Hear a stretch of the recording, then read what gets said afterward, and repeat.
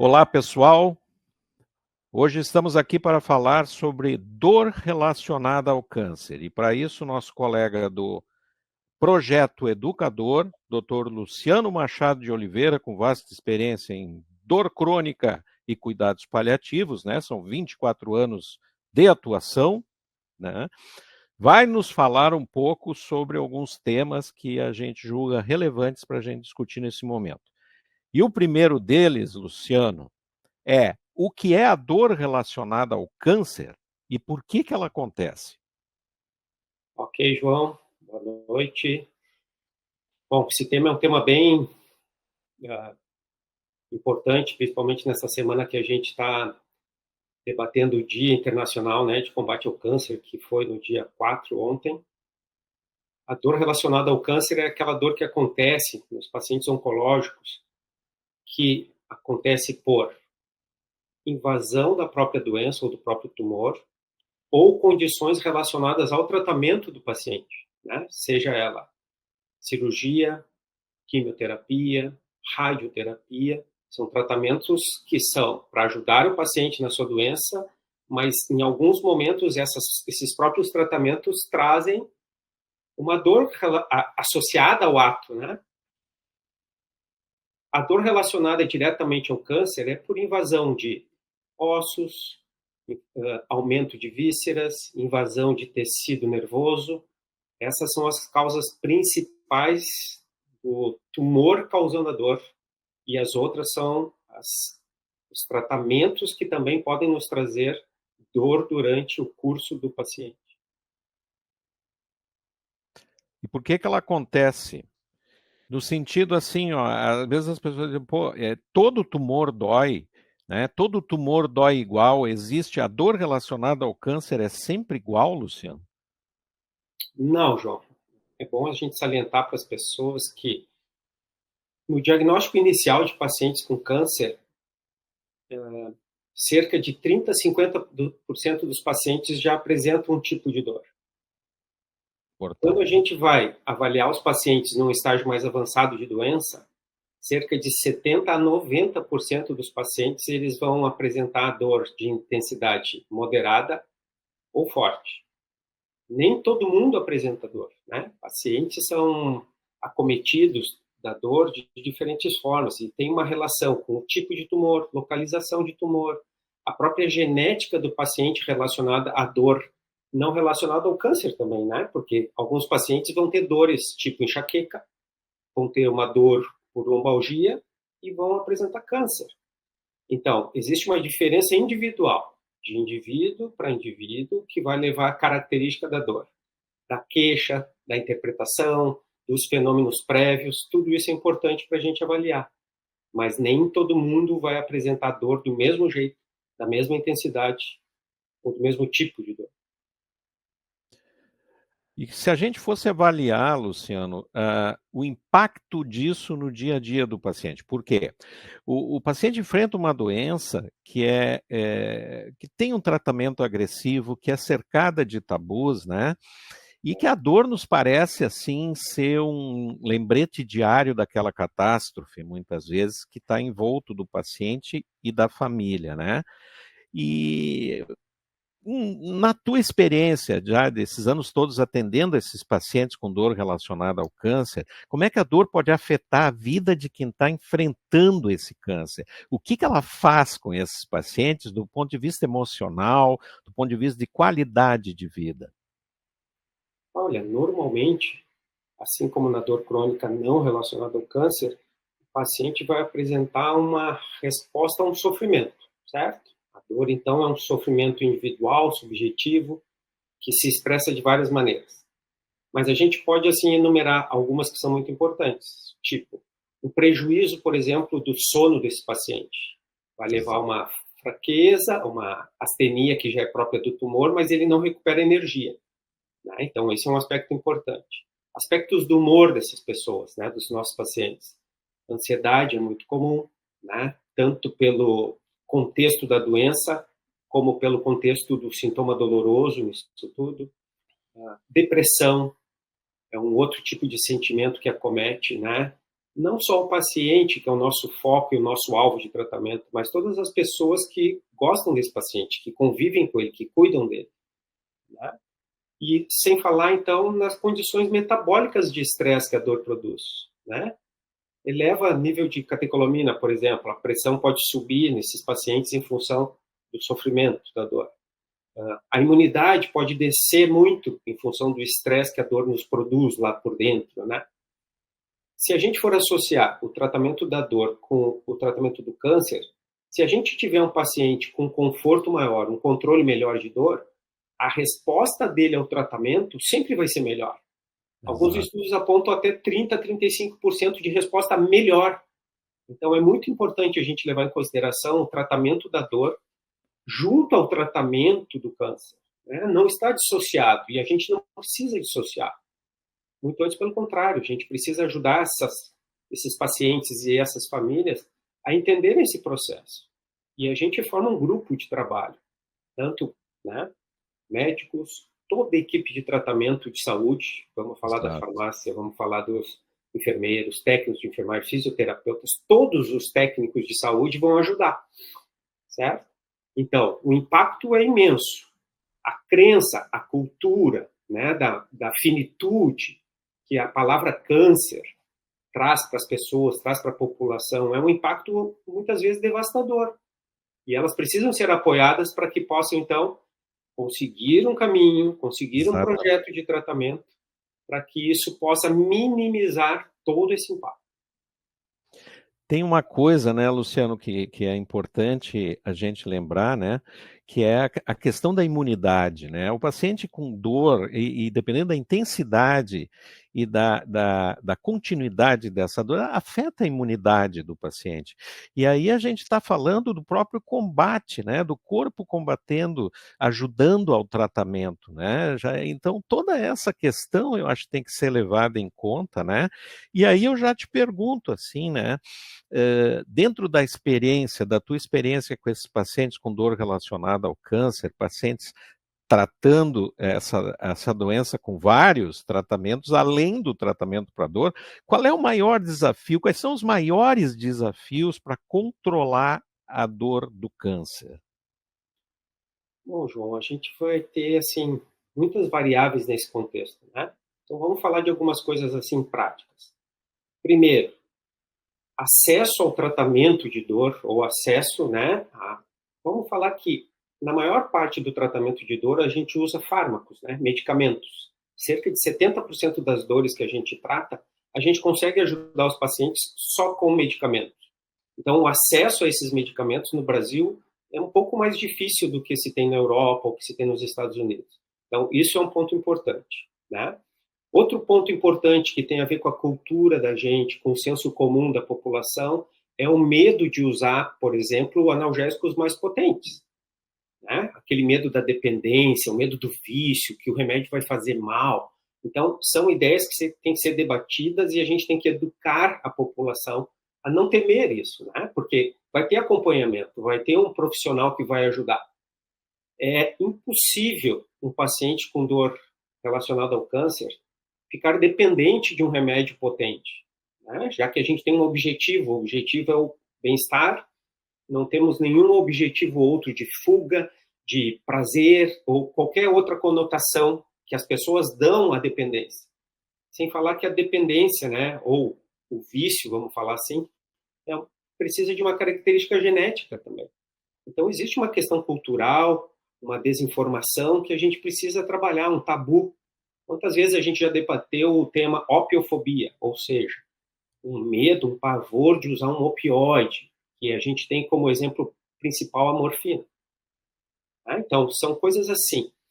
Falta de profissionais também é um outro desafio, né? É mais difícil o acesso a profissionais que são treinados ou formados no tratamento de dor. Então, isso tudo, né? Cultura, acesso, logística das coisas, profissionais com entendimento e com compreensão, equipes multidisciplinares para trabalhar. Esses são os maiores desafios. E uma coisa muito importante que a gente faz no projeto Educador e tal é trazer a informação, como a gente está fazendo aqui, né? Sem trazer detalhes técnicos ou números ou isso ou aquilo, a gente tenta trazer para a população uma informação com um foco de bom senso, de qualidade e de credibilidade.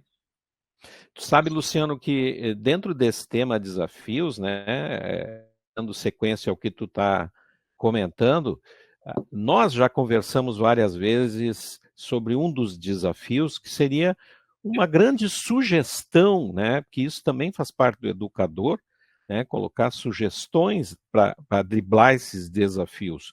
Uma delas seria, sim, se criar nos municípios, né, para a população mais carente, para a população que mais sofre por falta do acesso que tu comentou, é fazer uma cesta básica de medicamentos, né? Orientada por, aí entra a segunda parte que tu comentou, por profissionais habilitados, né, a colocar quais são os medicamentos essenciais no controle da dor relacionada ao câncer. Se criar isso, se fazer um pequeno que seja, um singelo treinamento dos profissionais de todas as áreas da saúde aí, nos postos, nas UPAs, onde há o primeiro contato do paciente com dor relacionada ao câncer, né, onde ele consegue, porque nem sempre ele consegue a consulta rapidamente indo sei lá, na unidade de origem dele, né? Então, esse tipo de treinamento, a cesta básica, são sugestões que faz quantos anos que a gente está debatendo, né? Então, são ideias que se alguém consegue, né, que tem força para colocar isso em jogo, né, colocar para pessoas que tenham o poder político, a vontade de ajudar esses pacientes, seria uma grande mão na roda no que a gente está aqui discutindo, que é desafio no tratamento, que é, resumindo o que tu colocaste, treinamento, acesso, né? E entender o contexto interdisciplinar, multidisciplinar, que envolve a dor relacionada ao câncer. Não é só a doença. Não é só a doença. A dor interfere demais na qualidade de vida. E interfere, sempre lembrando, né, Luciano, que a gente está tratando de uma unidade paciente-família. Né? A gente nunca tira esse foco, né? A gente nunca desfaz esse elo, né? O nosso alvo principal, obviamente, é o paciente, é o nosso doente que a gente quer ajudar, mas todas as pessoas que gostam, que convivem, que amam esse paciente, eles também vão ser afetados pela nossa terapêutica, eles também vão melhorar em si. E o que a gente discute há tantos anos, que é conseguir mobilizar alguém com algum tipo de poder, né, seja ele normalmente político, porque essas coisas vêm através de poder público, para essas pequenas atitudes que vão trazer um grande resultado. Porque com tratamentos baratos, a gente consegue começar o tratamento e dar a qualidade de vida já lá no começo de tudo isso. Exato. Tem a ver com proposta de cuidados continuados, de cuidados terminais. Né? Essa semana houve uma publicação do primeiro hospital 100% SUS de cuidados paliativos que foi inaugurado na Bahia. Né? Então, são coisas a serem aprofundadas, mas são ilhas ainda de iniciativas que não conseguem uma conexão. E isso quem perde é quem precisa. E a população que mais precisa não tem acesso. Dificilmente chega até profissionais assim que estão, claro que são referências, mas o poder público ainda não consegue ver a dor como um problema de saúde pública, né? Como a gente vê, como a gente estuda, como a gente debate. Então, trazer esse debate, trazer a público, motivar pessoas a pensar, motivar pessoas a sacudir, né, esse sistema, para ver se a gente consegue pequenas iniciativas. Porque nós mesmos já falamos que nós somos voluntários em ajudar. Né? Nosso maior desejo é que o maior número de pessoas possam ser beneficiadas por aquilo que a gente faz. E entrando num tema importante que é especificamente tratamento ou controle da dor relacionada ao câncer, né? Que tipos de tratamentos existem para aliviar a dor relacionada ao câncer, Luciano? Bom, como a gente mencionou anteriormente, né? A maior parte do tratamento da dor relacionada ao câncer é farmacológico. Ou seja, quando a gente fala em farmacologia, não vai ser um medicamento que vai ajudar o paciente. Né? Então, a gente tem um outro conceito, que é de tratamento multimodal. Ou seja, nós vamos precisar de um conjunto de medidas farmacológicas ou não farmacológicas para ajudar. Dentro dos pacientes oncológicos, a OMS, que é a Organização Mundial de Saúde, nos anos 80, elaborou uma escada analgésica, né, que é um debate até hoje e é aprimorado até hoje, que é o uso adequado de uma correlação de dor fraca para medicamentos de menos potência, dor moderada para medicamentos de um pouco mais de potência e dores intensas para medicamentos de bastante potência. Existe uma correlação entre dor fraca, tratamento fraco, dor moderada, tratamento moderado e dor forte, tratamento forte. A gente não consegue combater uma dor forte com paracetamol. A gente não consegue combater uma dor forte usando só dipirona. Então, a gente precisa de analgésicos de todas essas escalas, e dentro dessas escalas a gente tem que dizer aqui que os opioides são uma grande ferramenta. Né? Eles são aliados, eles não são inimigos, eles são aliados. O que falta é esclarecimento, né? O que falta é diminuir um pouco a nossa ignorância, tanto dos técnicos que fazem isso, médicos inclusive, todo o grupo técnico, e minimizar esse impacto cultural que tem nas pessoas. Então, os fármacos não são só analgésicos, mas a gente usa, né, corticosteroides para tirar um pouco de edema, a gente pode usar um neuromodulador, tipo uma gabapentina, uma pregabalina, quando tem dor de relação a nervo, ou dor neuropática, que a gente chama. Né? A gente tem tratamentos que são próprios do tratamento do câncer que vão nos ajudar também. Quantas vezes a gente combina ou a gente se associa ao radioterapeuta para fazer uma radioterapia focal numa metástase de osso, por exemplo, para diminuir a dor daquela metástase. Então, radioterapia a gente também usa em dor. A gente usa quimioterapia paliativa para aliviar a dor também. Né? Nós usamos procedimentos invasivos, que no jargão popular se chama de bloqueios nervosos, né? Mas são técnicas invasivas com agulhas ou com substâncias para interromper a informação da dor, né? Sem falar nas outras terapias que não são vamos dizer assim, do poder médico.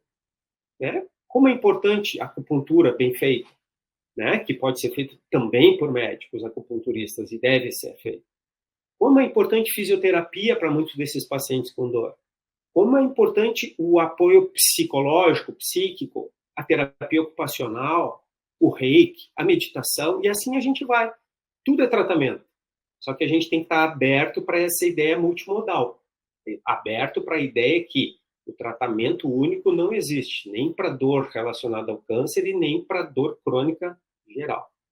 Tem também, Luciana, a questão de quando a gente chama da equipe um neurocirurgião para fazer a avaliação do paciente. Pô, um neurocirurgião, né? Fazer uma cirurgia em quem já está sofrendo tanto, né? Que já passou por diversos procedimentos. São todos muito bem pensados. A gente, quando indica, quando chama o neurocirurgião, é porque também já está se esgotando naquele momento as nossas possibilidades minimamente invasivas, somadas aos medicamentos e todas as formas de alívio, e entra ali uma indicação precisa de um ato neurocirúrgico para trazer qualidade de vida para o nosso paciente. Então, isso eu acho também tem que ficar bem claro, né, que a gente tem uma gama de coisas a oferecer, né, dentro dos tipos de tratamento, e aí entra naquela de se pensar muito bem, né, dentro do que a gente chama de slow medicine, né? Vamos devagar, vamos pensando em qualidade de vida, em dignidade e em menor risco para o paciente. Mas, às vezes, um procedimento pode ser uma coisa salvadora em se tratando de dor que, muitas vezes, limita muito a vida do paciente. Né? Perfeito, João. Perfeita a tua observação, né? Se lembrar que a equipe de tratamento ela é bem diversa e a gente sempre vai pesar as medidas a serem tomadas e decididas junto ao paciente, né? O paciente faz parte da decisão. Se ele não puder decidir por si, alguém responsável tem que participar dessa decisão. E sempre o menos vamos dizer, impactante naquela pessoa que já está numa caminhada mais difícil. Né? Então, usar o bom senso, usar as medidas que sejam menos agressivas ou que possam trazer mais danos do que esse paciente já possui. Tu sabe, Luciano, que além da tratamento da dor relacionada ao câncer, não é no paciente com câncer, principalmente quando ele está num período mais avançado da doença, que não necessariamente é fora de possibilidade de cura, ele pode estar numa fase ainda de tratamento e um tratamento bastante eficaz, só que está no meio, né, do centro do furacão ali. Entra uma coisa que eu acho muito bonita, que a população tem que perder o tabu sobre isso, que se chama medicina paliativa ou cuidados paliativos para esse paciente. Né? Os cuidados paliativos, né, que o Luciano vai comentar agora, são os cuidados que ajudam a paciente não só a sentir menos dor, mas controlar outros sintomas que fazem parte de algumas fases do tratamento oncológico e também da fase quando as coisas fogem da possibilidade terapêutica, né? Que o paciente não tem mais uma possibilidade de cura, mas tem uma possibilidade de uma vida digna e com qualidade. Então, eu queria que tu falasse para nós, também dentro de toda a tua experiência aí, o que são os cuidados paliativos e como eles ajudam quem sente dor por causa do câncer e também esses outros sintomas que aparecem para esses pacientes. Ok. Esse é um tema que nós gostamos, né, muito e fomos buscar formação, tu, eu, nossos outros colegas. Os cuidados paliativos, eles existem para ajudar o paciente a controle de sintomas, sejam eles dolorosos ou não dolorosos, né, em que a gente vai buscar autonomia, conforto e dignidade para essa pessoa. A gente pode iniciar os cuidados paliativos na primeira consulta de um paciente oncológico. Né? A gente tem que desmistificar e desassociar. Cuidado paliativo não é cuidado terminal, não é cuidado de gente que vai morrer amanhã, que vai morrer depois de amanhã. Os cuidados paliativos eles são divididos em cuidados paliativos continuados, que começam lá. O paciente tem uma náusea porque está fazendo tratamento. Se não se consegue controlar aquilo de uma maneira mais simples que um colega da medicina interna, que um colega oncologista, a equipe de cuidados paliativos vai ter outras alternativas a oferecer. Né? O paciente tem dor. Então, se o paciente tem dor, a gente vai tentar minimizar essa dor com aquilo que a gente já falou, com fármacos e tal, mas esse tratamento ele é pensado no coletivo. Né? Uma equipe de cuidados paliativos ela também é multiprofissional e ela tem que trabalhar completamente associada. Né? Então, os cuidados paliativos eles podem começar na primeira consulta e acompanhar esse paciente até o fim da vida dele. E a gente considera cuidados paliativos, né, terminais. Então, sim, no período crítico, né, onde a gente vai ter um desenlace, a morte do paciente, sei lá, 2 semanas antes, 1 semana antes, não importa o tempo. Eu te lembro de um professor nosso que dizia que os cuidados paliativos querem dar vida aos dias de um paciente e não dias à vida do paciente. Exato. A qualidade de tudo isso é fundamental. Então, os cuidados paliativos, por exemplo, um paciente que tem muita náusea, que tem arcadas de vômito e tudo, ele pode piorar a dor dele, por exemplo, intraabdominal, porque tem uma metástase grande no fígado ou tem alguma coisa no pulmão e ele tosse. Então, a gente tem que controlar a tosse, a gente tem que controlar a náusea, a gente tem que ajudar o paciente a ir aos pés, a evacuar, para diminuir a pressão do abdômen, para melhorar o bem-estar dele. Então, são medidas associadas que também têm impacto na dor. Né? Então, é importante saber que todas as medidas de bem-estar do paciente têm que ser adotadas. E não ficar esperando que aquilo ou piore ou se resolva, eu vou enfrentando.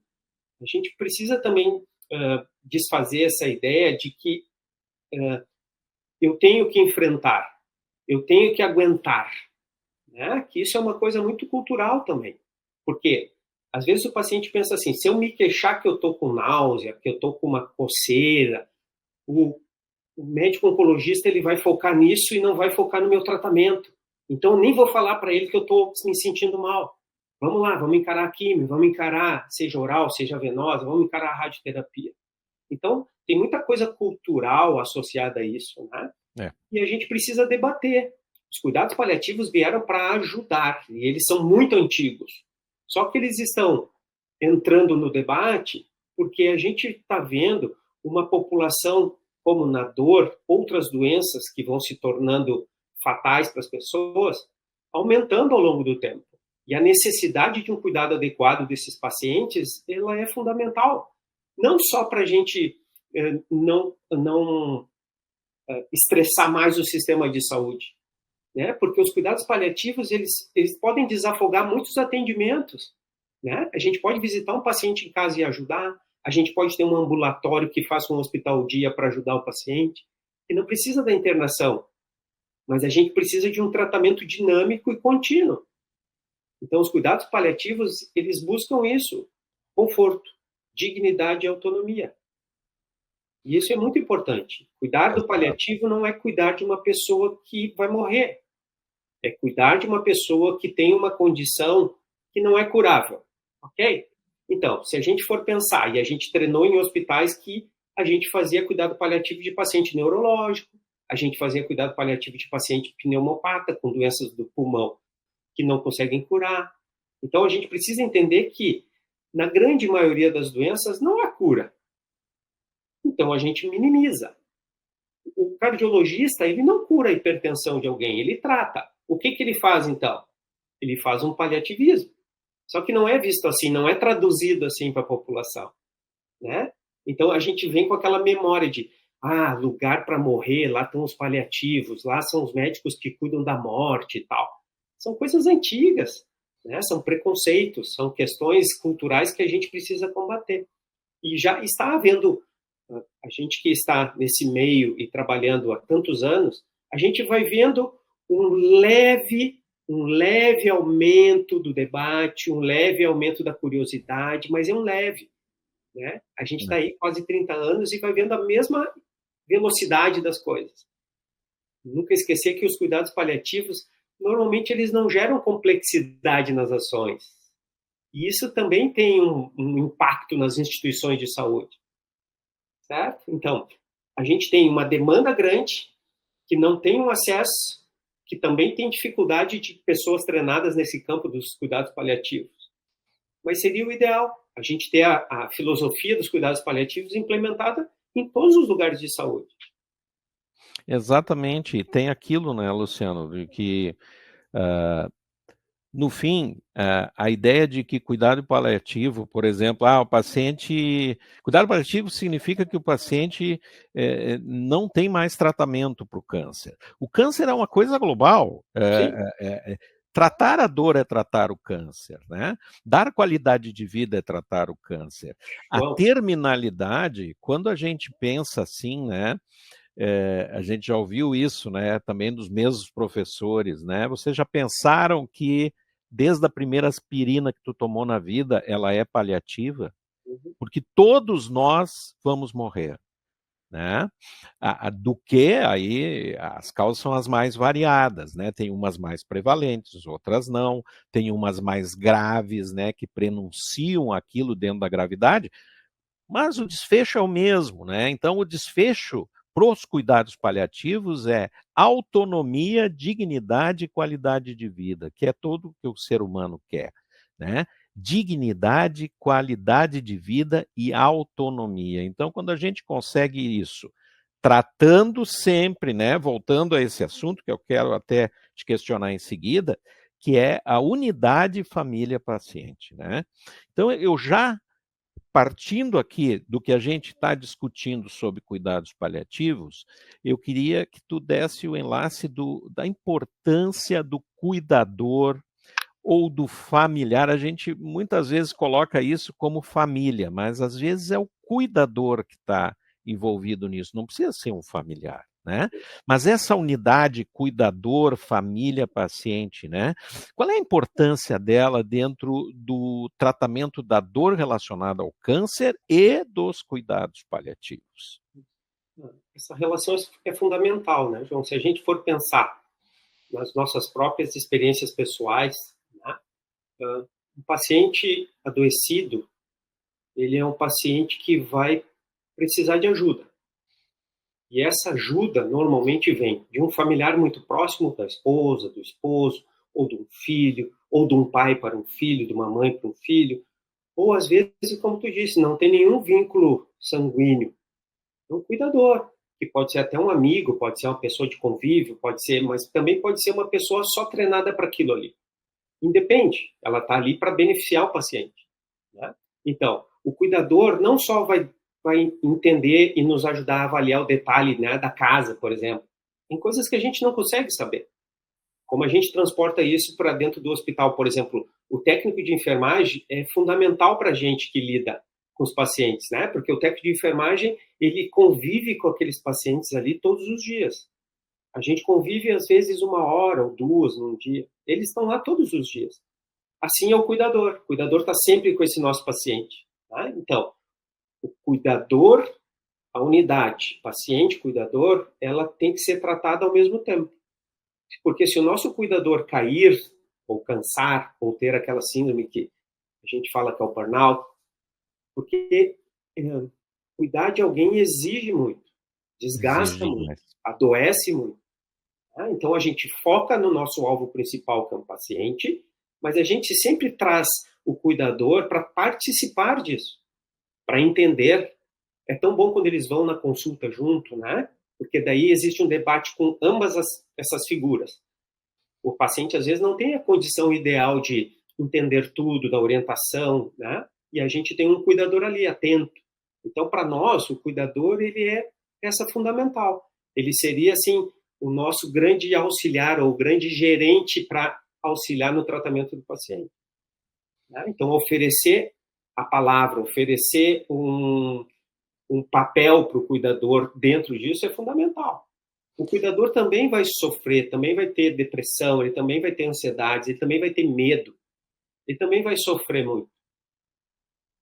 Então, para nós, essa unidade ela é fundamental. Sem ela, a gente não consegue lidar bem. A gente lida, mas não com as melhores condições. Na minha opinião, o cuidador é tão importante que a gente precisa ter o tempo para o cuidador, né? Não só de orientação, mas de avaliar se ele está aguentando o tranco, como a gente diz, né? Se ele aguenta aquela atividade e aquela rotina, porque gera muito desgaste. E na doença grave, né, Luciano, se me interrompendo, na doença grave, o que a gente nota, assim, que é uma coisa tão simples, mas que precisa estar sempre atento a isso, né? A única coisa que não pode faltar, assim, é afeto para o paciente, é que ele não se sinta sozinho, cara. Isso aí é metade do tratamento, porque aí envolve aderência ao tratamento, melhora do estado de humor, dormir mais tranquilo. A gente sabe que esses pacientes com doenças graves, que padecem muito de dor, que têm muitos fantasmas em relação à doença, eles acabam sofrendo muito à noite. Às vezes trocam a noite pelo dia, porque à noite tem o silêncio. Né? Então, a presença de um cuidador, de um familiar, de uma pessoa que seja de confiança, né? Confiança emocional dele do lado, e só que para isso tem que ter treinamento, né? E parte da equipe de cuidados paliativos, parte dos médicos, né? A gente está aqui falando de cuidados paliativos e dor relacionada ao câncer, né? Num projeto chamado Educador. Por quê? Porque para nós, principalmente aqui no Brasil, ou mesmo aqui na nossa sociedade, aqui, a dor ainda é a porta de entrada para os cuidados paliativos. Né? A gente consegue exercer essa especialidade iniciando pela dor. Né? Então, isso é muito importante. E é importante aqui, quando a gente fala em educador, né, que pacientes e familiares que tenham essas doenças, né, que estão enfrentando isso hoje, seja em qual estágio for, saber que existem profissionais e existem ciência para ser aplicada em cima dos cuidados paliativos, né? Eu acho que isso é importante, né? Com certeza, com certeza. Me diz uma coisa, os pacientes sempre nos questionam, basicamente, Luciano, em consultório, tu sabe muito bem que eles saem do básico, eles sempre querem saber de avanços, né? O que tem de mais novo para o tratamento da dor do câncer, né? Dentro desses desafios que se enfrenta para tratar, assim, o que a medicina tem avançado, né? Existe um avanço nesse tratamento da dor no câncer ou a aplicação do básico bem feito já é o suficiente para a gente manter as coisas num patamar de resultados satisfatórios? Bom, João, nós sabemos que o avanço, né, científico, ele só vai contribuir com todo esse processo, né? Claro que a gente parte da premissa que o básico ainda não é bem feito. Portanto, né, parece assim, a gente vai morar em Marte, pô, mas a gente não mora nem bem em Porto Alegre, como é que a gente vai morar em Marte? Exatamente. Mas a gente tem que falar, né, porque nós somos cientistas, nós lidamos com a ciência. Novos medicamentos são importantes, né, menos para efeito, melhores potências, coisas que a gente diz alvo controlado ou alvo guiada, que seriam assim técnicas, puxa, aquilo ali dá muito menos para efeito na pessoa e ajuda bastante. Então esse é o sentido farmacológico desses avanços.